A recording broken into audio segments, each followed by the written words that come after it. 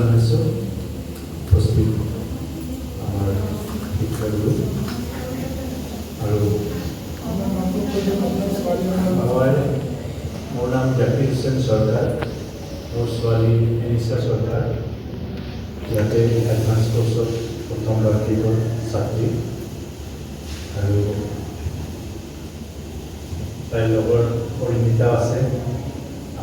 ছোৱালীজনী অসম জাতীয় বিদ্যালয়ত পঢ়ে, ক্লাছ 7 পালে।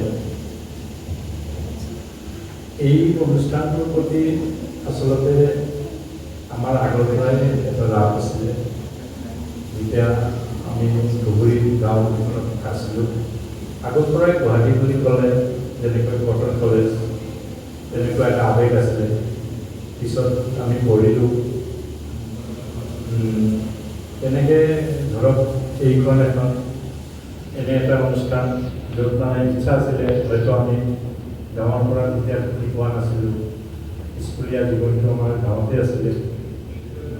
আমাৰ গাঁওবিলাকত মানে সেইটো সময়ত আমাৰ টাইমত এনেকুৱা ধৰণে ছবি যিটো হোৱা নাছিলে। ক্লাছত যিখিনি শিকাইছিলে সেইখিনি স্কুলৰ প্ৰাইমেৰী স্কুলৰ শিক্ষা কৰা আছিলে।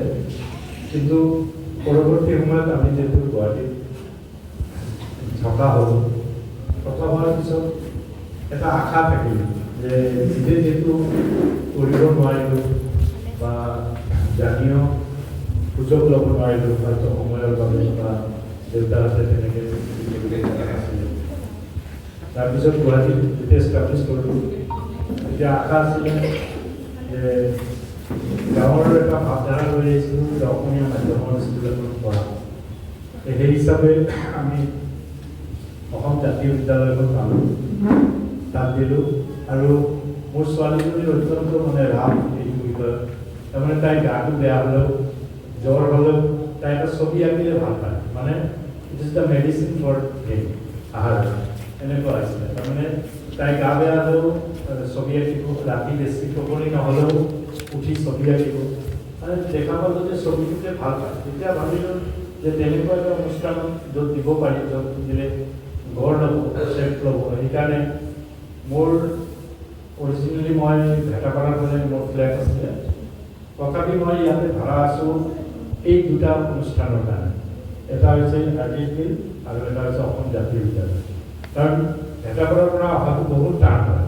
আগত আমি জানিছিলোঁ যে গুৱাহাটীত অকণমান বৰষুণ দিলে জোৰ নাৰেংগী যাব নোৱাৰি, তেতিয়া ফ্লাইঅভাৰ নাছিলে, যাব নোৱাৰি।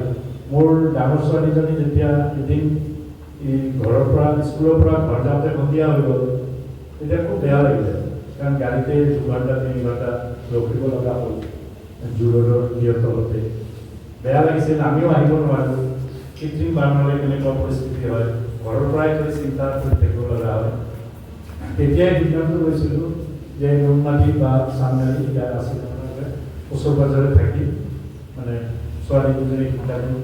আপোনালোকৰ আশীৰ্বাদত বা স্কুলখনৰ বিয়াৰ পিছত ডাঙৰ ছোৱালীজনী ওলাই গ'ল, ইঞ্জিনিয়াৰিং কৰি আছে। আৰু সৰুজনী বিশেষকৈ নিশা চৰকাৰ, তাই মানে এটাই তাই ছবি অঁকা। তাইক যদি আপোনাৰ কোনোবা সোধে যে কি হ'বা, ই ক'ব আৰ্টিষ্ট হ'ব। প্ৰথম যেতিয়া স্কুল গৈছিলে, তেতিয়া স্কুলৰ যেতিয়া সপ্তাহ চলি আছিলে সাংস্কৃতিক তাই মানে সৰুতে তেতিয়া ক্লাছ 2 মান পাইছিল। তাইক মানে আৰ্টিষ্টৰ সাজটো পিন্ধাই দিব লাগে। তেতিয়া পাইজামা কুৰ্তা আৰু টিপ পঠাই কাণত এটা টিপ দি পঠাই দিলোঁ। সেই ছবিখন মই এতিয়াও চাই থাকোঁ। আৰু তাই এটাই ভাল পায় যে তাই মানে ডক্টৰ, ইঞ্জিনিয়াৰ সেইবোৰ বাৰু পিছত হ'ব নহ'ব নাজানো, কিন্তু তাই মানে নিজকে আৰ্টিষ্ট বুলি কয়। তাৰপিছত আহি ইয়াতে পালোঁ, ছাৰক পালোঁ, ছাৰকৰ মৰম। আৰু এইখন কিয়ত আমি ইনষ্টিটিউটত এটা বস্তু দেখিছোঁ যে ইয়াত ইমান ছেফ, মানে কান্তেশ্বৰ আমাৰ এই ল'ৰাটোৰ পৰা আৰম্ভ কৰি ছাৰসকললৈ বা কৰ্তৃপক্ষ, প্ৰেচিডেণ্ট, ছেক্ৰেটাৰী চবেই ইমান মৰমত ৰাখে ল'ৰা ছোৱালী। মই এদিন আহোঁতে দেৰি হৈছিল। সাধাৰণতে জানে আজিকালি নিউজবিলাক আমি কিমান বেয়া বেয়া নিউজ পাওঁ, কি পাওঁ, সকলোৱে ল'ৰা ছোৱালী কোনোবা এৰি থৈ যাবলৈ ভয় লাগে। কিন্তু ইয়াত 1 ঘণ্টা পিছত মই আহি পাইছোঁ। সেইদিনা মোৰ গাড়ীখনো বেয়া হৈছিলে। আহি পাওঁতেও কিন্তু মই দেখিছোঁ ইমান ধুনীয়াকৈ ৰাখিছে আৰু মোক ফোন কৰি আছে যে একো চিন্তা নাই, তাই চাহ খাইছে কৰিছে, লগৰ এজনী দুজনী আছে। এই যে আমি চিকিউৰ ফিল কৰোঁ বা ইয়াত আমি যিটো কি কৰোঁ, আৰু ছাৰে আৰু এটা কথা কৈছে যে যিটো নমিনেল ফিজ, আজিকালি কিন্তু গাঁৱতো আৰ্ট স্কুলবিলাক ধেৰ হৈছে, তাতো কিন্তু 300 350 চবতে হয়। কিন্তু ইমান ডাঙৰ এটা ইনষ্টিটিউটত বা ইমানখিনি আন্তঃগাঁথনি ইমান ধুনীয়া, এনেকুৱা হল ঘৰ আছে, কি আছে, সেইবোৰ থকাৰ পিছতো কিন্তু যিটো ফিজ এটা নমিনেল, তাৰ পৰা বুজা যায় যে এইটো তেওঁলোকে ব্যৱসায়িক ক্ষেত্ৰত কৰা নাই। ইয়াত এটা উৎকৃষ্ট মানদণ্ডৰ মানে কি দিবৰ কাৰণে, যাতে ছবিৰ প্ৰতি যাতে মানুহৰ প্ৰতিভাটো বিকাশ হয়, আচল বিকাশৰ পথটো উন্মোচন কৰাৰ কাৰণেহে ইয়াত কি কৰিছে।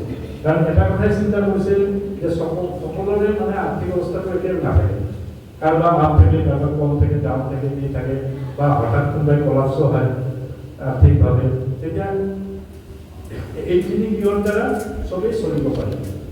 মই এটা কথাতে ভাল পাইছোঁ যে ইয়াত যিখিনি শিকোৱা হয়, আৰু ইয়াত এটা আমি দেখিছোঁ যে আমাৰ ল'ৰা ছোৱালীবিলাকেই নহয় অকল, ইয়াত প্ৰায় এক্সিবিশ্যন হৈ থাকে। আৰু মইতো ইয়াতে মানে সপ্তাহত 3-4 দিন আহোঁ, কাৰণ ছোৱালীজনীৰ কাৰণে তাই ইফালে গ'লে বা এতিয়া গ্ৰুপতো সোমাইছে, চব খবৰ পায়, এক্সিবিশ্যন পোৱাৰ ক'ত লাগিব, সেইকাৰণে প্ৰায়খিনি চোৱা হয়। প্ৰায় ইণ্টাৰেষ্টৰ কাৰণে হয়তো আমাৰো এতিয়া ইণ্টাৰেষ্টটো অলপ বাঢ়িছে, আমিও এনেকৈ লগ পাইছোঁ। এইখন আমাৰ এটা পৰিয়ালৰ দৰে আমি এতিয়া পাইছোঁ। এতিয়া শুনিছোঁ যে ইয়াৰ পিছতো এডুকেশ্যনটো শেষ হ'ব লাগিছে, ইয়াৰ পিছত হায়াৰ এডুকেশ্যনৰ পিছততো ইয়াত আৰু ক্লাছ হ'ব। তেনেকুৱা থাকিলে আমি জড়িত হৈ থাকিব পাৰিম, নহ'লেতো মোৰ বেয়া লাগিছে। চাওঁতে চাওঁতে এটা বছৰ গ'ল, আৰু এটা বছৰ যদি যায়, পিছত আকৌ এই আলহী হিচাপে আহিব পাৰিম। এতিয়াতো ঘৰুৱা মানুহ হিচাপে আহি আছোঁ। গতিকে মই ভাবোঁ যে আমাৰ ইয়াত যিখিনি ল'ৰা ছোৱালী আছে খুব উদয়মান, তেওঁলোকৰ যিটো প্ৰতিভা সেইটো চাই সঁচাকৈয়ে মানে ভাল লাগিছে। মই তেওঁলোকে কৰা এইবাৰেই প্ৰথম চাইছোঁ, ইয়াৰ আগতে চোৱাৰ সুযোগ হোৱা নাই। বেলেগবিলাক চোৱা হয়, বেলেগবিলাক হয়তো সেইদিনাও আৰ্টিষ্ট কৰে। যোৱাকালি আমাৰ এইকেইদিনতে আমাৰ এই প্ৰতীক্ষাই যিখিনি কৰিছে ইমান ধুনীয়াকৈ কৰিছে। এইটো ষ্টেজৰ পৰা এইটো ষ্টেজলৈকে যেতিয়া যাব, তেতিয়া আমি ভাবিম যে আমাৰ ল'ৰা ছোৱালীবিলাক সফল হৈছে, এককভাৱে কৰিব খোজা। বা মই কৈছোঁ যে মোৰ ছোৱালীজনীকো কৈছোঁ যে তোমালোকে এটা গ্ৰুপ বনাই লোৱা, এই শিশু শিল্পীবিলাকৰ মাজেৰে এটা গ্ৰুপ হৈ গৈ এটা সময়ত চাবা যে তোমালোকৰ এটা গ্ৰুপ হ'ব, আৰু সেই গ্ৰুপৰ পৰা যেতিয়া আমি চবেই কণ্ট্ৰিবিউট কৰি হল ঘৰবিলাক বুকিং কৰি ইয়াত বা বেলতলা যিখিনি আমাৰ গুৱাহাটীত বিভিন্ন ষ্টেজ আছে, সেইখিনিত আমি যদি কৰিব পাৰোঁ, কলাক্ষেত্ৰত কৰিব পাৰোঁ। আজিকালি আৰ্ট গেলাৰীৰ কাৰণে সকলো জেগাতে এটাকে স্কপ থৈ দিছে। গতিকে তেনেকুৱা যদি কি পাওঁ, আৰু ছাৰহঁতৰ যি মৰম, ছাৰহঁতৰ এই কষ্টৰ যদি ফচল আমাৰ ল'ৰা ছোৱালীবিলাকে দিব পাৰে, তেতিয়া আমি ভাবোঁ যে ছাৰহঁতৰ এই কষ্টৰ প্ৰাপ্তি স্বীকাৰ হ'ব। আৰু এইখিনি কৈ আৰু সকলো ল'ৰা ছোৱালী বা তেওঁলোকৰ উৎপত্তি কামনা কৰি, আৰু অভিভাৱকসকলৰ এই সহায় সহযোগিতা বা আমি একেলগে আছোঁ, এইখিনি যাতে আমি সদায় ধৰি ৰাখিব পাৰোঁ, এইখিনি কৰি মই মোৰ বক্তব্য সামৰণি মাৰিম।